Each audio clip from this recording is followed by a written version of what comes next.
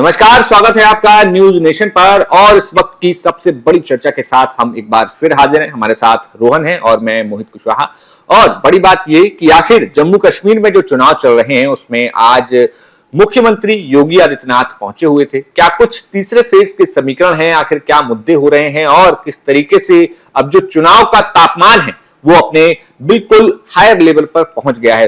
रोहन, क्या लगता है आज मुख्यमंत्री योगी आदित्यनाथ पहुंचे? बहरहाल जहां पर और उनके अलावा और भी कई जगह जम्मू में रैली थी, लेकिन वहां पर मौसम खराब होने के चलते योगी आदित्यनाथ नहीं पहुंच सके। फोन से उन्होंने उस रैली को संबोधित किया, लेकिन बड़ी बात क्या थी कि आज जो उन्होंने खुद मंच पर कही। देखिए मोहित, बाबा की बात करने से पहले मैं आप दर्शकों को बता दूं कि जम्मू कश्मीर में 2 फेज की वोटिंग खत्म हो चुकी है। तीसरे फेज की वोटिंग होनी बाकी है। 1 अक्टूबर को मतदान होने हैं। जम्मू की 26 सीटों पर वोट डाले जाने हैं तीसरे फेज में। वहीं कश्मीर रीजन की 14 सीटों पर वोटिंग होनी है। आज यूपी के सीएम योगी आदित्यनाथ जम्मू के रामगढ़ पहुंचे थे रैली करने के लिए। कल भी उनकी रैलियां होनी है। रामगढ़ पहुंचकर सीएम योगी ने जो हिंदुत्व कार्ड खेला वो अपने आप में अहम है। और इसीलिए कहा भी जा रहा है, एक्सपर्ट्स जो हैं वो कह रहे हैं कि सीएम योगी यानी योगी फैक्टर के जम्मू कश्मीर में उतरने के बाद करीब 40 ऐसी सीटें हैं जहां समीकरण यानी पूरा का पूरा गणित बदल जाएगा। क्यों? क्योंकि योगी अपने आप में बाबा जो है, हिंदुओं के बीच जो उनकी लोकप्रियता है, करिश्मा जो है उनकी, वो किसी से छिपा नहीं है। और 40 सीटों पर करिश्मा गणित कैसे बदलेगा ये भी बताना अहम हो जाता है। योगी आज पहुंचे, सबसे बड़ी बात उन्होंने क्या क्या की ये जान लेते हैं।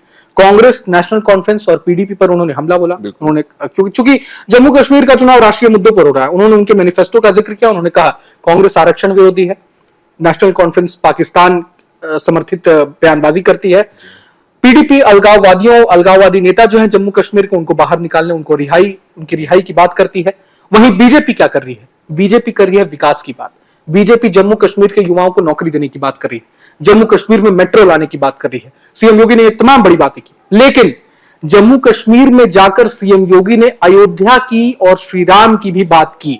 ये सबसे अहम हो जाता है मोहित। ये सबसे अहम इसलिए हो जाता है, योगी ने क्या कहा? योगी ने कहा कि मैं अयोध्या की धरती से आया हूं, श्री राम की धरती से आया हूं, और रामगढ़, श्री राम के ही नाम पर रामगढ़ का नामकरण हुआ है, जम्मू के रामगढ़ का।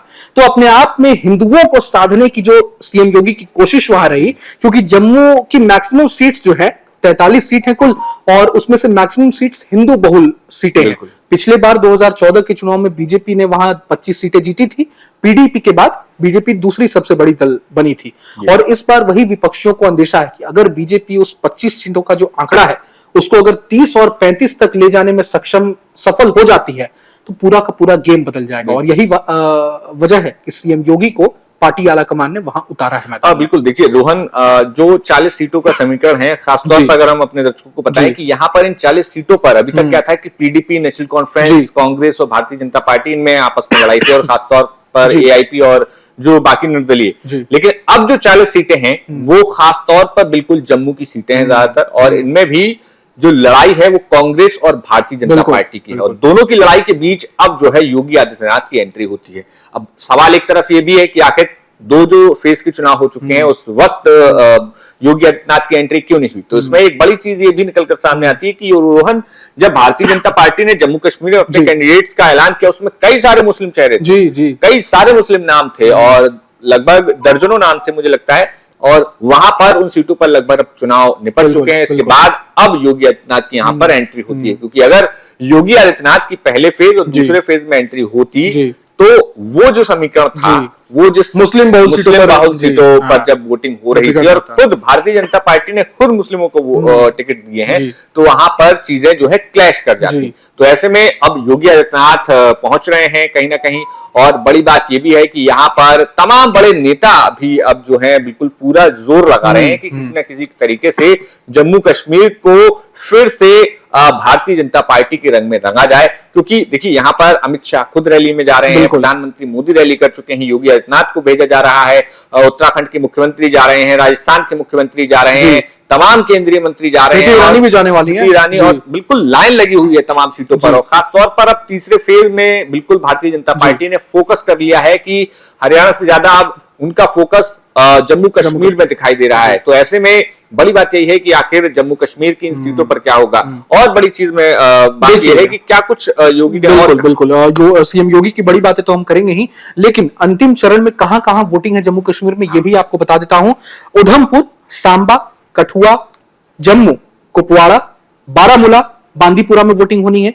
हंदवाड़ा, शोपिया, सोपोर, ये तमाम बड़ी सीटें हैं जहां अंतिम चरण यानी 1 अक्टूबर को मतदान होने वाले हैं।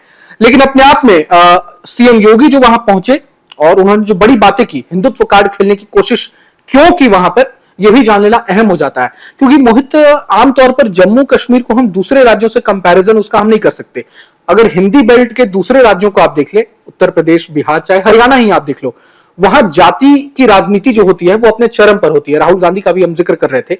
लेकिन जम्मू कश्मीर की राजनीति अलग है, वहां पर बिल्कुल खेल पलट जाता है। जम्मू की अगर आप बात करें तो वहां जातीय राजनीति नहीं, वहां हिंदुत्व कार्ड चलता है। और यही वजह है कि बीजेपी हिंदुत्व कार्ड खेल रही है वहां जम्मू रीजन में। जम्मू में पीडीपी और एनसी चूंकि कमजोर है, पीडीपी दक्षिण कश्मीर में, दक्षिणी कश्मीर जो है वहां पर मजबूत मानी जाती है।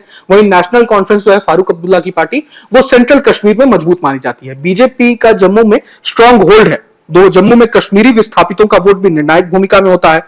आतंकवाद जो है वो जम्मू के साथ ही घाटी की सीटों पर भी बड़ा मुद्दा है, आतंकवाद और सुरक्षा व्यवस्था भी। तो जम्मू की ज्यादातर सीटों पर बीजेपी कांग्रेस में फाइट है, अहम फाइट है। इसी वजह से सीएम योगी को वहां पर उतारा है। यही नहीं, सीएम योगी के अलावा जैसा कि आपने जिक्र किया, अमित शाह भी पहुंचे थे। आज अमित शाह ने भी जम्मू में रैली की है। अमित शाह की जो बड़ी बातें हैं वो भी सुन लेते हैं। जम्मू कश्मीर के चेनानी में उन्होंने, गृह मंत्री अमित शाह ने, केंद्रीय गृह मंत्री ने रैली की। तो वहां पर उन्होंने क्या क्या बातें कही हैं, मतलब अहम बातें उनकी क्या क्या रही हैं, आप सुन लीजिए। किसान सम्मान निधि योजना का उन्होंने बखान किया। उन्होंने कहा कि किस्त की रकम जो है वो हम 6,000 से 10,000 करेंगे, उन्होंने वादा किया। उन्होंने कहा कि जम्मू में इंटरनेशनल एयरपोर्ट बनाएंगे, जम्मू के लोगों को मेट्रो की सुविधा हम देंगे, मेट्रो बहुत जल्द वहां पर शुरुआत की जाएगी मेट्रो की।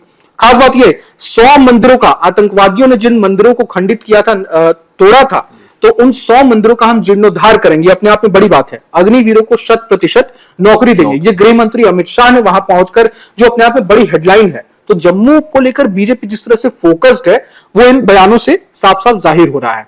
और बिल्कुल यहाँ पर जो आपने अमित शाह की बात बताई, इसके साथ कुछ जो योगी आदित्यनाथ के भाषण की बातें थी वो काफी अहम थी। योगी आदित्यनाथ ने न सिर्फ जम्मू और कश्मीर की बात करी, खास तौर पर जो एक सबसे ज्यादा मुद्दा होता है जो कि इस जुबान पर योगी आदित्यनाथ के हमेशा रहता है, वो है पाकिस्तान। और पाकिस्तान का जिक्र ना हो ऐसा जम्मू कश्मीर में पहुंच के योगी आदित्यनाथ के साथ हो ही नहीं सकता। तो जम्मू कश्मीर में जब योगी आदित्यनाथ पहुंचे तो उन्होंने पाकिस्तान का जिक्र करते हुए सीधा कहा कि भाई ये पाकिस्तान तो जो है कुछ ही दिनों में अब जम्मू कश्मीर में मिल ही जाना है। इसके साथ ही साथ यहाँ तक जम्मू कश्मीर में राजा हरि सिंह का जिक्र करते हुए योगी आदित्यनाथ कह दिया कि अफगानिस्तान तक हमारा साम्राज्य था और उसको भी जो है आगे उसकी पॉलिटिक्स को लेकर भी उन्होंने तमाम बातें कही। और बड़ी बात ये थी, कांग्रेस को लगातार निशाने पर ले रहे थे योगी आदित्यनाथ। इस दौरान उन्होंने कहा कि भाई कांग्रेस जो थी अपने जिनके नाम पर बाल दिवस मनाते हैं, तो बाल दिवस तो जो है उन गुरुओं के नाम पर मनाया जाना चाहिए था जिन्होंने अपने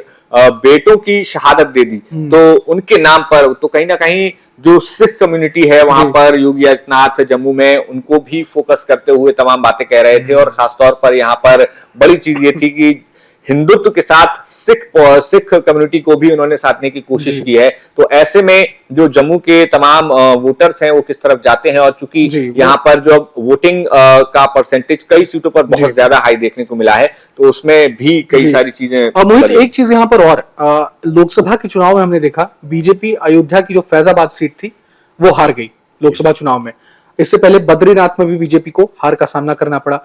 जम्मू में इस बार माता वैष्णो देवी जो सीट है वहां पर चुनाव होने वाले हैं। विधान परिसीमन के बाद उसे विधानसभा सीट बनाया गया है। तो आज आप जम्मू की वैष्णो देवी सीट पर काफी कुछ स्टडी भी कर रहे थे, मैंने देखा, आपको नोटिस किया। तो क्या क्या आकलन है, क्या एनालिसिस आप कर रहे थे, आखिर जम्मू कश्मीर के वैष्णो देवी सीट पर बीजेपी कितनी स्ट्रांग है इस बार? क्योंकि हमने देखा कि हाल ही में उसने जो विरोध के सुर तेज हुए थे तो कैंडिडेट भी अपना बदला। तो क्या मतलब वोटिंग परसेंटेज तो काफी हाई थी। देखिए, दोनों ही तरफ अगर देखें तो कांग्रेस और एक तरफ बीजेपी, तो दोनों ही भारतीय जनता पार्टी ने प्रत्याशी बदला। लेकिन दूसरी तरफ ये था कि कांग्रेस से जो टिकट मांग रहे थे उनको टिकट नहीं मिला, तो वो एक निर्दलीय तौर पर खड़े हो गए। तो ऐसे दोनों ही पार्टियों में जो भीतर घात का जो चीज थी वो देखने को मिल रही थी। कांग्रेस और भारतीय जनता पार्टी में ये था कि भाई एक नाम का अनाउंस कर दिया, फिर अगले दिन उसका टिकट काट के दूसरे को दे दिया था।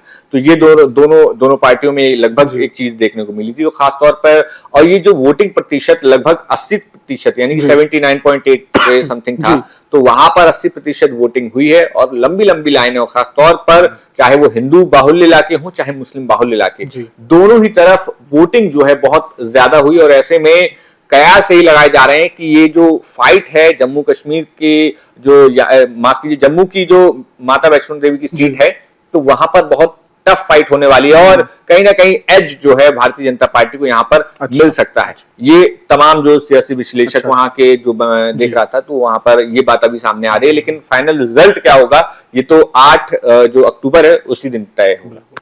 तो फिलहाल 5 अक्टूबर को हरियाणा के साथ जम्मू कश्मीर के तीसरे फेज का जो है वो वोटिंग हुई है। इसी के साथ 8 अक्टूबर को चुनाव परिणाम आएंगे। तो ऐसे में देखना होगा कि हरियाणा के साथ जम्मू कश्मीर का क्या कुछ नई चित्र जो है, नया नक्शा, नया यानी कि विधानसभाओं का जो परिसीमन के बाद जो इस तरीके से चुनाव हो रहे हैं 90 सीटों पर, वहां पर क्या कुछ रंग निकलकर सामने आते हैं और क्या किस पार्टी की वहां पर सत्ता बनती है, कौन वहां पर अपना दावा पेश करता है, ये हम आपको जरूर बताएंगे। तब तक देखते रहिए न्यूज नेशन। शुक्रिया। न्यूज नेशन अब व्हाट्सएप पर खबरों की ताजा अपडेट के लिए न्यूज नेशन के इस QR कोड को स्कैन करें।